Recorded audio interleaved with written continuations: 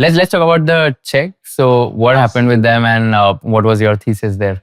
Absolutely. So Chegg is I like to divide the types of companies I write on into three different factors. Companies that are harming their customers. This is more consumer protection. That would be kind of care.com. Companies, and that's where FOIA is really useful. Companies that are misleading investors or are overly promotional. Kind of stock promotions, if you will. And then more recently, I focus a lot on companies on the wrong end of disruption. So disruption often has some big beneficiaries, and investors want to see who's going to be the big beneficiary of AI and so on. But I'm looking at who's going to be the loser, who's going to be hurt by AI. And the first thing that came to mind is Chegg. And when I wrote on them, the stock had fallen from about 90 to 12. And for those who don't know, Chegg at the time was $1 billion homework help company. So students could go to it, pay a monthly subscription to type in their textbook problems and get the answers to the problems and show how to solve it. And this is exactly what AI is great at. This is exactly what ChatGPT is great at. So it was really obvious to me they were doomed. And even though the stock was down a lot, I kind of knew they would be doomed. And sometimes Wall Street's slow to pricing it in. The other thing that I can do that maybe Wall Street's a little slower at is I just go on TikTok. What are students saying about Chegg? What are the customers saying about Chegg?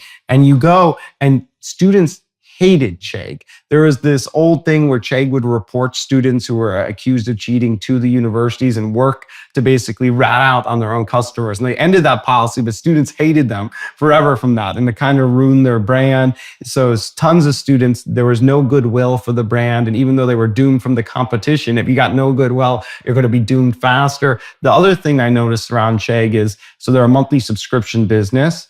And obviously, a lot of people were canceling. And in their cancellation flow, they made it really, really difficult to cancel. So you would sign up, and then there's not a button to cancel. You go to a page to cancel. And it's like, are you sure you want to cancel? Are you really sure you want to cancel? How about if you pause it? It was literally 6 different steps just to cancel. And at the end, what they did is, and some businesses do this, they're really sneaky. And it's, we're sorry to see you go. And you think, okay, I've canceled. But you need to press one more button to actually cancel. It's like, yes, confirm. So they make you think you canceled, but you haven't actually canceled. I mean, you're a business doing math, you know kind of the end is near. And there's all these other things. But I'm like, okay, so I'm the core customer. I know these students are going to use it. You're so desperate to stem cancellations. You're playing all these sorts of games. This is the stuff that doesn't show up right away in the numbers, but is really telling about the future that I just love to get my hands on. So as soon as I saw that, I knew I needed to write about it.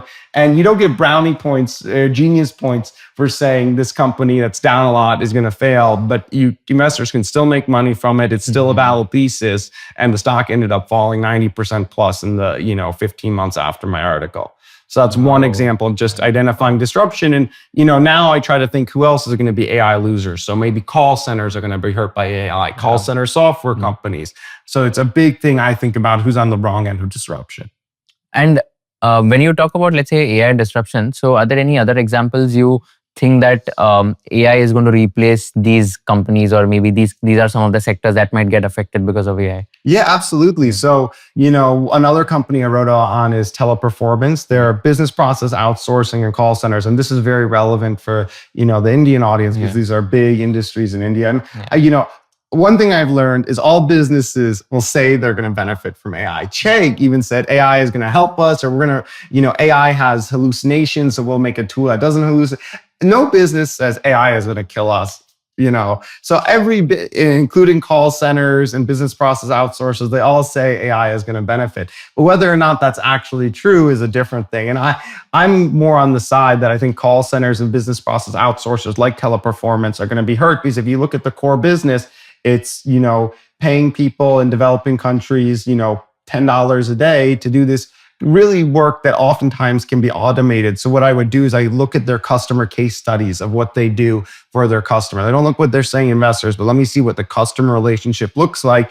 And it's transcribing calls or categorizing data or, approving onboarding forms. And this is just stuff that AI is perfect at. And you're starting to see it in the numbers and starting to see it in some executive resignations. The Teleperformance stock is already down a lot. So I think Teleperformance call centers, this is stuff that's naturally going to be kind of eliminated by AI. And AI may make it more efficient, but it's also going to get rid of a lot of the market. So no extremely differentiated view here. I think it's current consensus, but I think it makes sense. If you learned something new from this video, do share it with your friends and subscribe to this channel so that we can bring you the best content possible. Also, if you want to watch this entire episode, click on the link in the description box and you can go to Kushal Lodha YouTube channel and watch the entire podcast episode. Thank you so much for watching this and have an amazing day.